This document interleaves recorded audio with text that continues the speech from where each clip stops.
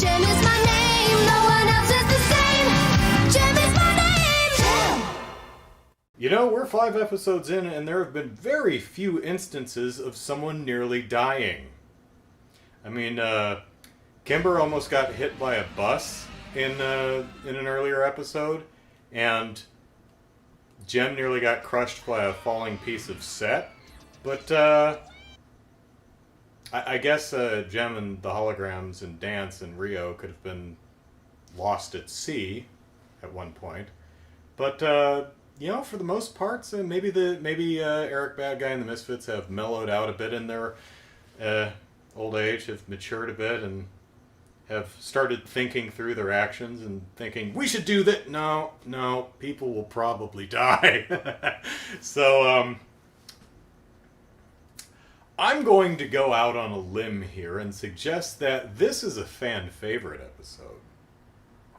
So, as I have been speculating, it turns out that, like Kimber for the Holograms, Stormer is the lyricist and songwriter behind a lot of the Misfits' music.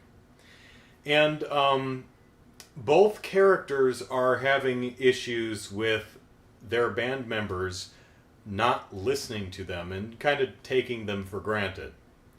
And this is something that we've seen with Stormer, and also something we've seen with Kimber in some of the earlier first season 1 episodes, where she often feels like she's in the shadow of her older sister, like she's not being appreciated, and Eric Bad Guy has tried to exploit that a couple of times.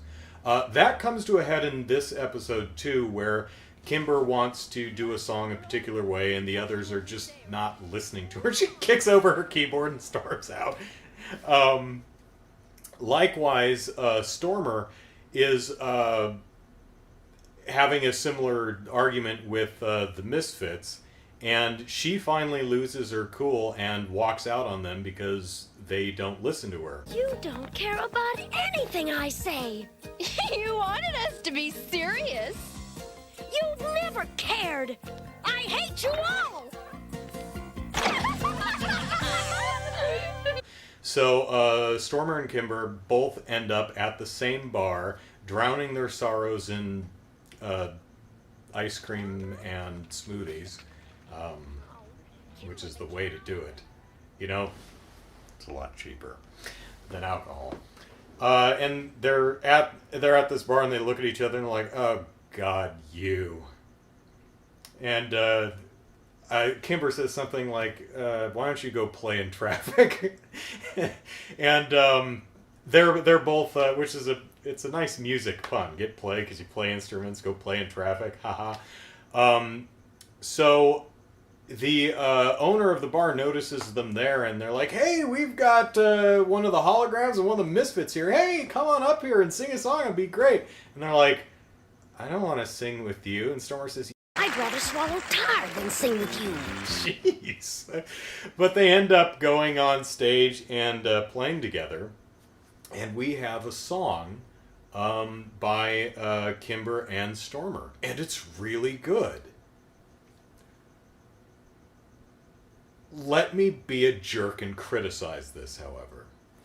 One thing about Jem and the Holograms that I really should have pointed out in the best songs of season 1 video I did a while ago is actually, at the time of recording, I did it like 3 hours ago. But from your perspective, it was a couple of weeks ago. Actually, from my perspective, I haven't edited it yet. You won't see it for 2 weeks. We're still in the middle of season 1. Anyway, isn't it fun how this works? So, one thing that I should have mentioned but did not, but I think bears mentioning because it's a compliment, and I like giving those because I'm a nice person.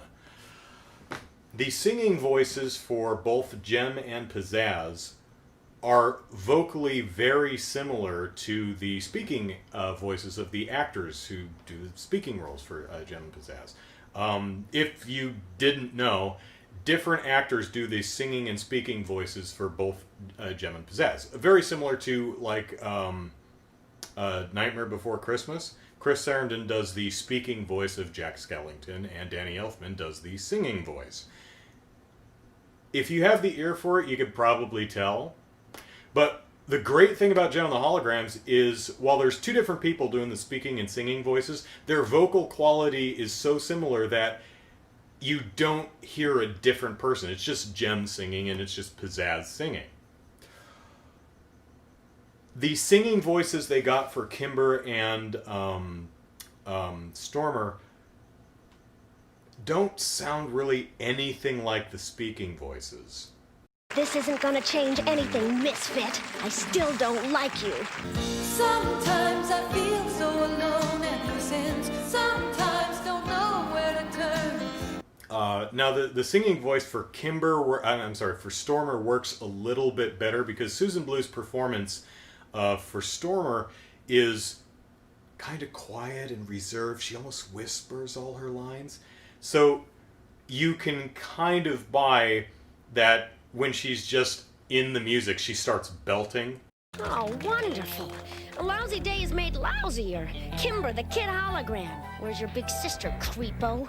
She let you out after 4:30? But I'm okay. I'm okay. I have faith in myself. I'm okay. I'm okay. I'm gonna make it through the day. I'm okay. Kind of like that, the little kid in Sister Act, remember? Who talks like this all the time, and Whoopi Goldberg says, "Sing from your damn diaphragm." She's like, "Nah!" It's like, oh God, where did that come from?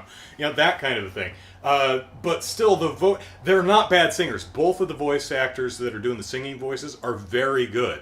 They just don't really sound anything like the speaking parts, and that's unfortunate. That said, the I'm Okay song, the duet between Stormer and Kimber, is really good, and is a really wonderful duet with a great back and forth. It, like many of the songs, is limited by the fact that it's only like 70-some seconds long. It feels constrained. Stormer actually has more of the song, and it feels like there probably should have been one more Kimber verse in there, but for what they had to work, for the time constraints they had to work within, it's really good. So Stormer and Kimber knock the house down, and everyone loves them, and they actually start on a little solo career for themselves, divorced of the Holograms and the Misfits, respectively. And there was really one very telling sequence. I'm getting ahead of myself. Let me get there. The Holograms and the Misfits sing a duet. They have a collaboration. What's it called? Bad Influence. And they're trying to pull them apart, which is kind of a dick move on both of their... You'd expect that from the Misfits, but the Holograms are being a little bit dickish. But Kimber and Stormer stay together and sign a contract to produce an album, and Kimber puts up her half of Starlight as collateral, which I didn't realize she even had half of Starlight, because when Eric lost his half, I figured it went to Jerica, so she had the whole thing. Maybe she gave her that half to Kimber, I guess. Because, as I mentioned in the last episode, Daddy didn't leave Kimber jack diddly squat. So, they're doing their best to put an album together, but wouldn't you know it, the contract is a scam from Eric Bad Guy to try and get control of half of Starlight Music again. Big surprise there. And that really telling line that I mentioned a minute ago is where... actually, I guess I didn't jump ahead. It's where the Bad Influence song comes in, and they both tell off their respective bands to go away, and they console each other. And Stormer says, Misfits just want to exploit me. At least your group cares about you. and that's really sad, because Stormer has the self-awareness to realize that she's being used, but not the self-confidence to get out from under that. At least not without help. Nevertheless, despite the Misfits try to prevent them from making the recording, so Eric will get half of the company, by showering Kimber with gifts. They're like, hey, here's a car and credit cards. And she's like, of course you actually like me, because only people who like me would give me stuff. it takes her a day, but she realizes, oh no, they don't like me. They're just buying me again. Oh, I'm sad now. So, Kimber and Stormer complete the album, but Eric says, great, but I'm not promoting it, so it's not going to become a hit, so Starlight Music is mine, wahaha. So they go to JEM and the Holograms and say, hey, would you promote it? And they go, sure, because Kimber, you're our friend and our bandmate and our family, and we love you. Stormer, not so much, but we do love you. And so their album, which I assume has songs other than I'm Okay on it, I mean, lead track, I'm sure, but I'm sure it's a full album. And it goes double platinum. They keep half of Starlight Music, and it's just... And the Holograms learn that, yeah, we need Kimber, because they try and sing... it's a repeat song. It's the I'm reading the song list here. It looks like Something's Missing in My Life is coming up in a later episode. Getting Down to Business. It's time we get started getting down to business. And they screw it up, and they're like, Aja, you screwed up the solo. And she says, well, yeah, that's Kimber's solo. It was written for keyboard, not guitar. And they're like, wow, we really need Kimber. We've been taking her for granted. Shame on us. And the Misfits just realize that they're lazy and they need Stormer because she actually does the work. They're like, we need Stormer, and Pizzazz is like, yeah, I know. It's a shame that they genuinely don't like her. Not they actively despise her or anything. They're just kind of ambivalent towards her. They just need her. I don't think they have any personal connection with Stormer at all. That's sad. But, so she goes back to the Misfits. The Holograms actually extend their hand in friendship, and they're like, hey, you can be with the Holograms if you want. And Stormer says... It's true, Jerica. You don't need me. But they do. So, I'm going back to the Misfits, but you guys better fudging listen to me. And they say, okay. And they probably won't, but this is really early in the season for a complete paradigm shift on the relationship between those two bands. So hard to imagine things aren't going back to complete normal, but the show has been doing a pretty good job of building on things that have come before. So I hope there's still a friendship between Stormer and Kimber, and to an extent the rest of the Holograms, because it's really nice to see. I like those characters.